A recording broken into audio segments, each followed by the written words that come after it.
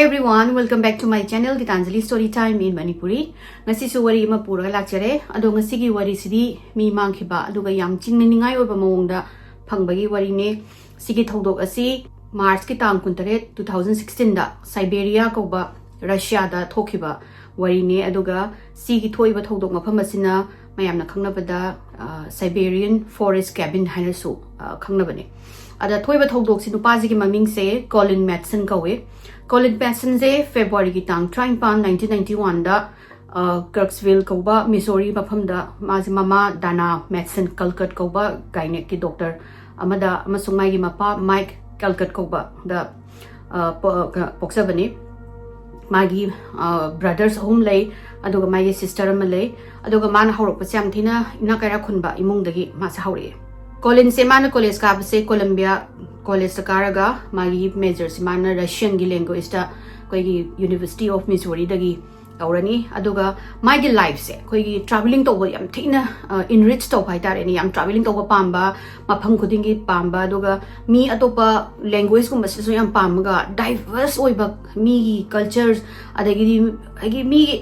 ethnic sing je khagi kari haitare ne ethnicity sing je no ba makhan thengna basi ma yam thina pami aduga mari mayum lagi heti peshanung sapai ba imung da horokpani na ma yam adom traveling to weba ada mana sigi mayam gi mana tradition mayam culture mayam sida Russian gi tradition je sis mana embrace sorga yam na pamjabo oikre and he was in love with Siberia maje Siberia se mana am thina magi wilderness adagi magi mafam jida ma am thina pamjagre ada maje fluently Russian Spanish English phajana ngang ngami adoga magi aim se koi kaitare ne world gi diplomatic service da serve toba or through United Nations se yauraga aduga mase anam yam thina environmental causes amasung organization gumba rally gumba tawda samna support tawe mana Russia gi traditions da kimatik hadi Siberia se kimatik pamuba mana nungsirubaduna 2013 dagi mase Russia kano sida Siberia Russia sida move tawraga adu makha na lektam tharaga leidoine Siberia se karino hadi mafam se kamai toge habse kitang haijaramge Siberia se Russia gi amna chawba part amani ko ma se 50 times bigger than entire United Kingdom hai United Kingdom jigi yankhai thokna chawba mafam ne aduga Siberia je khoigi yam thina brutal oi magi temperature climate yam thina brutal oi ba ingaga dum leiba khoigi freezing point gi khara khatang kha degree khara khatang kha wangkhatlaga adum ingaga leiba mafam moina oirani duga magi average annual temperature se 0.5 degree lei haiba dum hekta khoigi freezing ai haijani almost every day se dum freezing temperature da lei aduga magi extremely deadly weather lei mathak sida khoi sahi chupani ko phajana magi kano se khoigi yam thina deadly oiba weather lei se sida su amu deadly oiba animals mayam gi mayum amu oiba sumna harabada brown bear ko moi ne khoigi North America rom na haragana sawum khoigi yam chauba grizzly bear haise asigi kano mafam ama leirani ko adagi di wolf grey wolf haina yamna chauba khoigi wolf makhalam ne khoigi tongana side daga ma khoina cinema daga uba wolf macha se asigi khidi wolves di uzigi grey wolf gi manak ta changubada huina macha gung tang chaweba habide atoki matek chauba haitare no uzigi grey wolf se aduga amana yam tina highly intelligent oiba Siberian tiger hai sijina only predator ne hai kano da khoigi moigi animal gi kingdom da revenge loba magi wari masulai ge bne din pa hamana hunter amana kano tawraga mana lambi da chalingai da hujiki Siberian gi tiger se thengna basda mana nomaina kapa jani kapada nomai duna palaga sidi si hodraba adudagi madi chen khredna tiger se aduga hujiki tiger sina nupa sigi sen se thiraga magi cabin je tana magi laman khumba laktoini aduga ngairaga nupa jina hek magi cabin gi thong do hangto kan se tiger sina chongselaga cha gi khole haibagi haidi daina revenge toba yamna kaw khai ketare ni kaw bangam da dugumba yam intelligent oiba tiger moi gi laibham ni ko am thina ba ai haisinam thina brutal oraga adugumba gi sa choba deadly oiba animal na su laiba mafam oi Siberia gi population je ki matik pi baje khoi gi minuscule population hai tare ne moi ita yamna ai hai ji mi yamna taba ngamdaba mafam khara khatane hujiki mi taba yabasisu yam mi yam pikna tai aduga anambana mayam se Siberia ki kanu lakpase adventure oina yam lae ko moigi leiriba rugged oiba area adagidi asigumba hiking tawba khotpagi aduga sainaga animal ga lerame khotame ka habagi adugumbagi hena adventure se pambagi mayam se adum Siberia se am chatnei moina khali je Siberia is one of the last truly wild places and haiba on our planet aduga moi adugi wild places so experiment tong ningbagi ni ba mayamna anamba Siberia da chatlise sigi adventurous oiba mi maraksda da chahi kun manga suba Colin Mason se sizu he was one of Colin jina Siberia gi rugged oiba amasung magi brutal oiba temperature du madaga chatlaga magi wilderness ma'am experiment tobudo adu ma se yam thina haidi pamure Colin jina Siberia da ma Russia da move torokanda Siberia gi signi yam pekna ta balam se sidaisda ma je adu da oina lek tamaga leidoini aduga hojiki city much apik pase sigi maming se kanu kawe circuit kawe aduga sijina southwest of Siberia near Lake Baikal hai lake ama frozen lake amoiba maphamam leibne aduduna ado sijina world gi deepest kanu ni hai fresh water lake hai khwaidagi kanu gi world gi khwaidagi luba hai tabani adu gumbagi mapham ni ko Balkan lake hai se aduga Siberia da leirena ma college chatlaga adugi college kam haidi amu chatlurani mana haki matam phangbada chatlurani explore torani amu mai college makha amu tam dhani adagi amu ke mai matam phangbaga suti phangbaga chatlaga explore tawba khotba adugumba se adum tawraga lei ma se mana ek mai gi Siberia gi hujiki lektam bam se changba mai gi friends mayam ama leijare dagi maju friendly Russian ka ngangmani na mai gi Russian friends gum maju leiraga maga mana ba haita bani hoigi hanis maina adventures ka mana ba magi group ama leijare size kano gi Siberia gi kano sigi moigi sigi wilderness da kano tawruba adventure gumba chatpagi khotpagi moi si group tawraga adum chatle aduga kano sisu Colin sisu countless hour ko magi saigi Siberian gi koigi trail tom kana khangde yek pani khangde adagi di mapping tawbani khangde adaga wilderness da koi ba khopasi am toin chale magi hujiki mamana ba group singsiga mana explore to area se ziki lake Balkan har se asigi manaki mona hujik leri ba circuit har ba mapham se size da lai ma dum adugi mountain nung tong da dum chat lai kharapni ma de Colin jina chatmandana yamna familiar oi bagi sang sita sigi reason se saida ma volunteer to ba hore haidi moi gi non profit ki organization da yauraga moi gi area sigi mayamna try kano tawbada kano hiking gumba lakpagi mapping tawbase ma se aduda oina volunteer tawraga aduki mating mana jaga se khangeba aina thayamna hanjaran ma hena khangi khole haise asi wari sida khara kano tawkani importance horakani adudana ma yamna hanjale haina highlight na khalagadi I am just trying to haidi noida kamaina ma se aduki maphamana hujiki area se kayam khangi habase aina khanghaning bagini ko March ki 2016 se sida mai ngasagi mamanaba American mamanaba ne Russian mamanaba ani maga moi mari se Love Peak haina mountain am lai summit ama adugi da hiking tawrosi trail moi jiki trail do aduga moina ji am toina chatpa mapham ne da moi je decide tawraga moina jiki love kano jiki mountain Love Peak haise sigi manak sida laaga leiraga kholaga cabin da leiraga madumaina hiking tawsena masagi Love Peak se moina leiriba circuit aise sitagi pung few hours khak chatlaga small ka yam pick pa village macham ne arsan kawama asidai sida mayam se loina mak thung yai tam ni thungaga moi gi gear nung kari krap loina pick up tawra matungda ziki moi da cabin me am lei ko sigi mafam se cabin moi da book tawra kholaga aduda leiraga adudana rest stop ki type ne aduga next early morning mayam se hike tawba aduga halaga ziki cabin du da leiba moi gi camp site gumba hai tam ni Ziki hike tawbam se am thina tough oi idi am thina peak am chap yung ga leiba mapham ne adudana aduga moi sisu haidi anau go tawham nate hana degi muna dum chatpa mapham ne ado Siberia gi mai gi temperature mai gi weather sidi anytime change so ya banina moi se dum fully prepare tawre aduga hojiki arsan hariba mapham se asida moina cabin se book tawraga moi mari se aduda lak toini ko ada Mars ki tang kuntare sada amanaba sagi moi Russian ani dune American amadune Colin ne moi mari se car da mai moi gi mapom machai gear nu hapchalaga thauraga hojiki khara thaura kanda nungdang wairam gi matam se pung mari ka tarak pa mga tarak pa size ta hujiki arsan ko village moi ki camp mafam ka no like tam hujiki cabin lebam se stai sida yaure yauraga moina dem po machai lambi dagi cha do thok tok ba kai kra loina ma laure do hujiki cabin lady sing se just yum mama oina pull up lairaga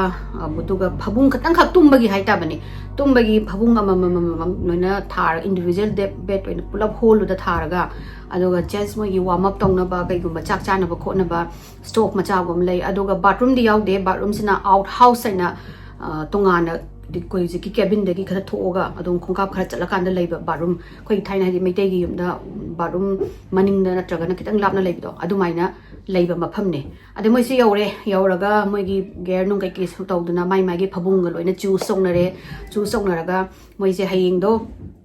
pung tari tagi hike house ko sena ngangnare aduduna hike hiding anta hike tawbunina ngasi di chatlubunina wa suware aduduna ngasi di pothara sen haraga moi dinner light dinner charaga mai mai gi phabung da loina mo haidi tumba changna gre pung ahum muk le rakanda around 5 am ko yugi pung manga ga tarak pasida nupa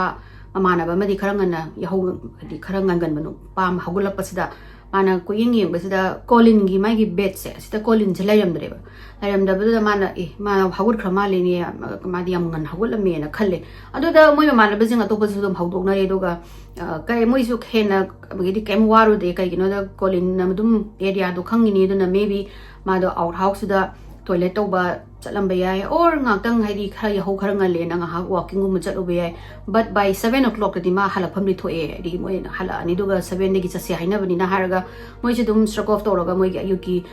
gadi coffee thakada ba breakfast so da ba doga moi mapo ma chayom dog se yom le re adu go pung taru tasale colin je halatre andagi di tare tasale ade kai no moi je colin je halu se bo halakri se bo kai gi no na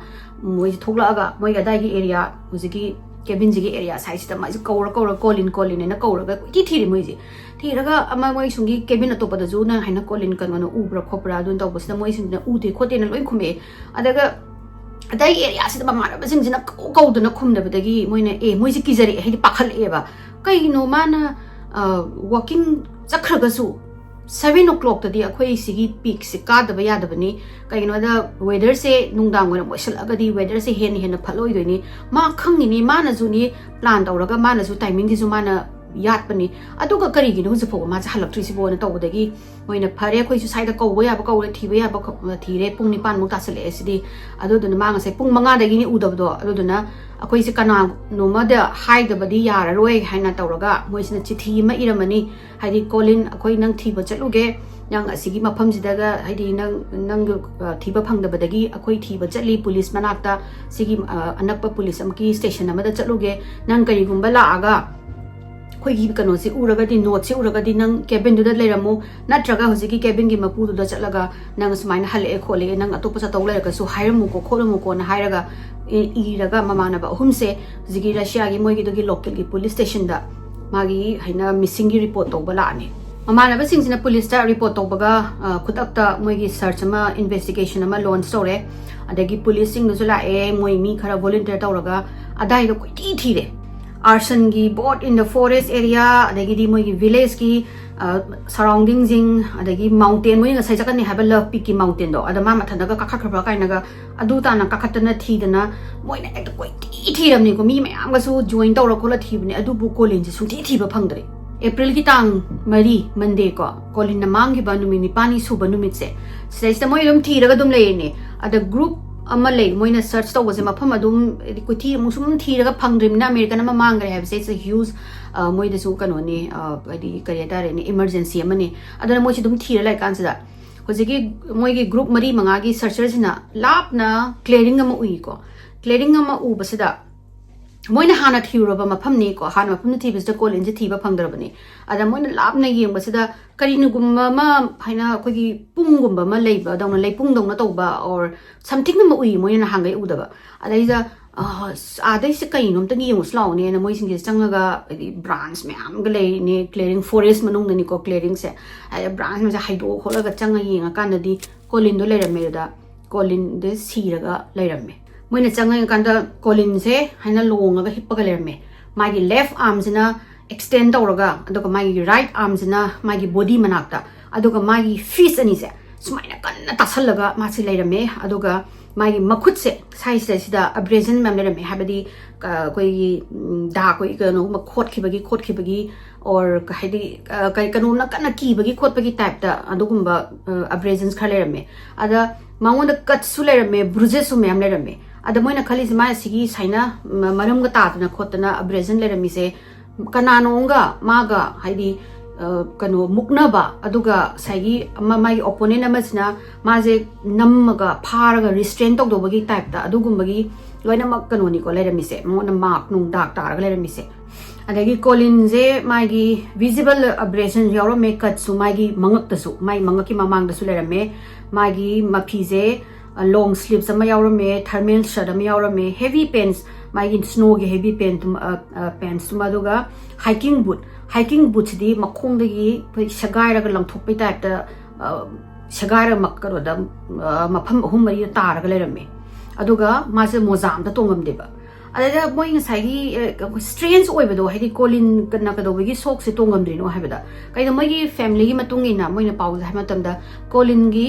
magi ankle ani se sida animak sida surgery taw khibjani surgery taw wasina adudugi scar tissue lei bedo adudana mana boots hiking boots gumba tonga khotla chala kanda sumaina naina basida magi sagi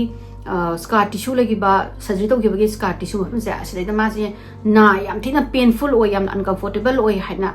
every time ma je dum sok songaga dum chatpa mine dubu magi asi bhag sang phangba mafam sidadi magi boot to makhong dagi sagai ra ga da ani hum thong tar ga lerame aduga moza di thiba phangde moza de amta yawram dareba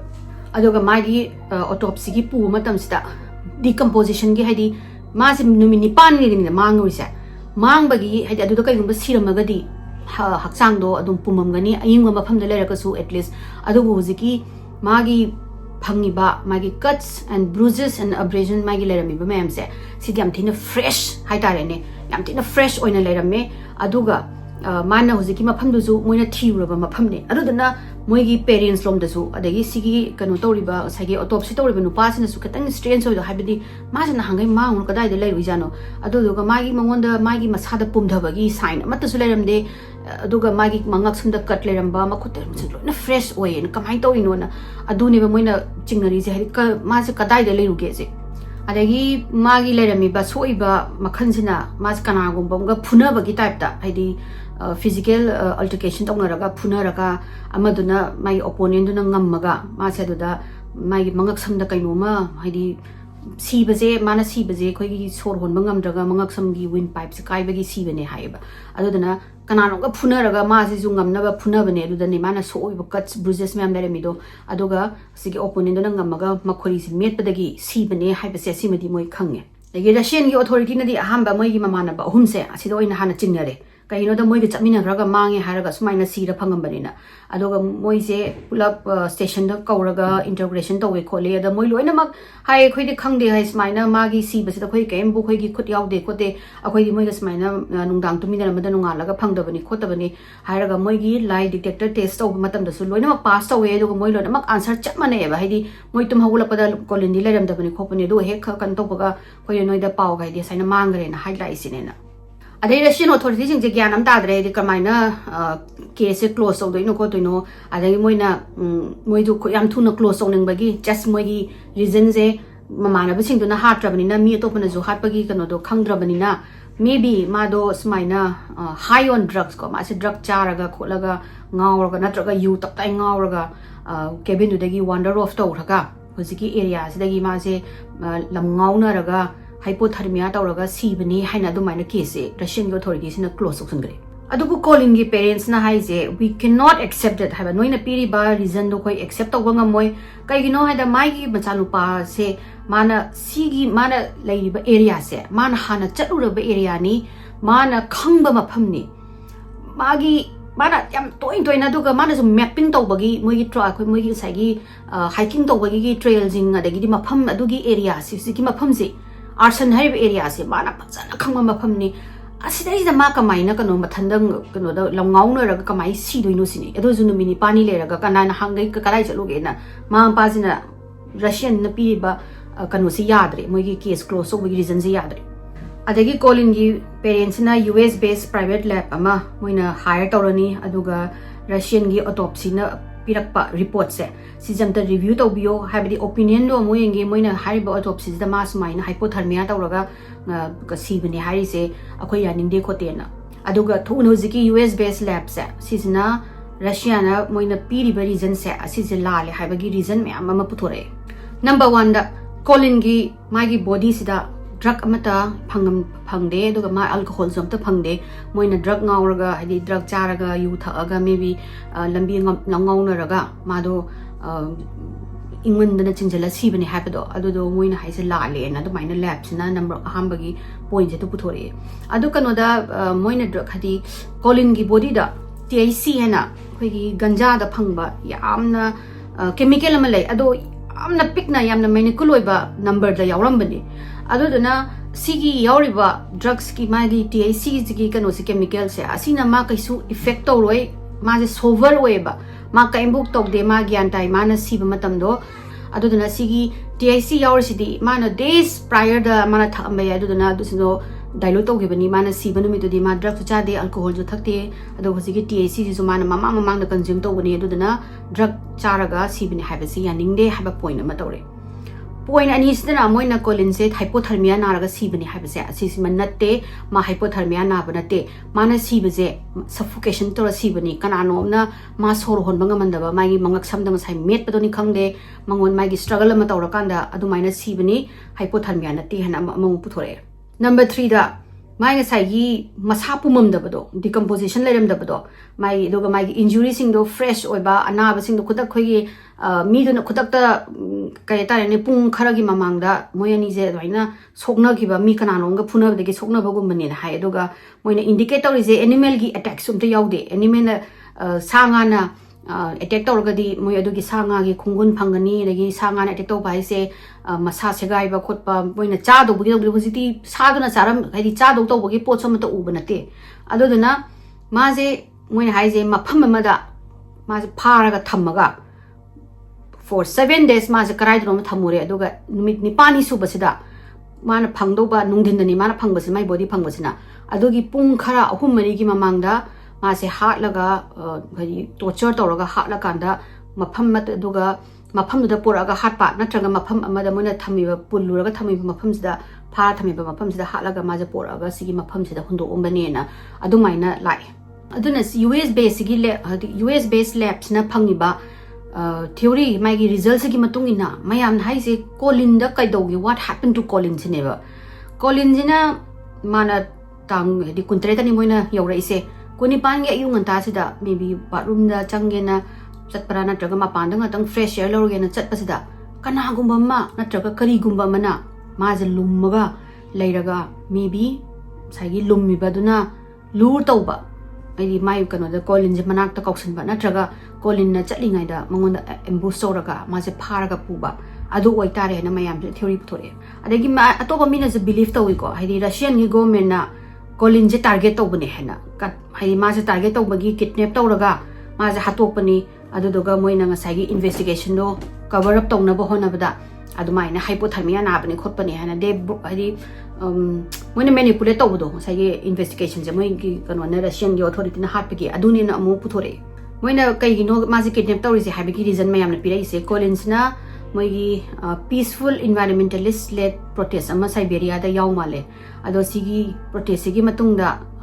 colin se return warning ama phangi hai Russian gi police gi haida chikumba amuk hanna protest kumada attend tawuno khot kano hana ado bu question je why siniba why colin khata da kadobagi mi atopa mayam yawri ni atopa American mayam yawi atopa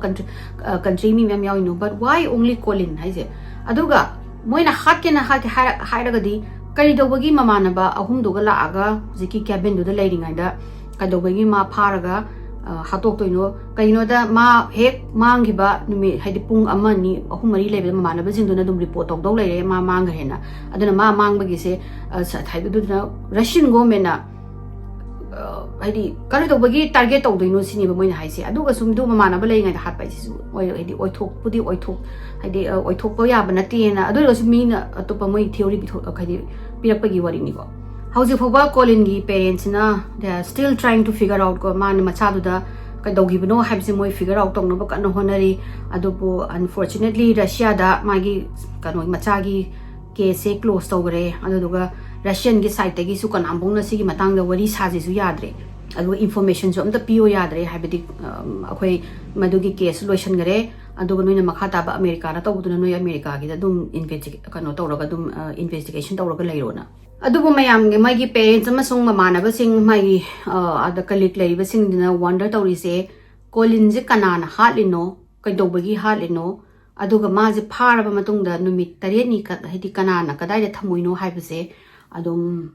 मंगलान हाइदि wonder of तौरग अदुम लेरे answer जु फंगद्रे मोइगी parents जु सिगी मतांगसदा answer अमता पीबा फंगद्रे and हुजिक फौबाइ nice मोइ अदुम कै मचानुपा से करमाइना सिग्रिनो हाइबगी मतांगदा अदुम questioning अदुम चही खुदिंगी दो मोइ रशियन की गवर्नमेंट दा चिठी थानी मोइना सुना कनगी रिजेक्ट तौबिरकनी अदुना दे मोइ कार मचानुपा द कमाइ सिनो हेजे जुफुबा अदुम खंगदना अदुम लेरे अदि मयाम आइगे वरी जे साइड लोइ छिनजरगे मयाम नगे वरी सिनुंगारगदी लाइक तौबियो शेयर तौबियो सब्सक्राइब तौबियो मथंगी वरी दो थेंगरसिको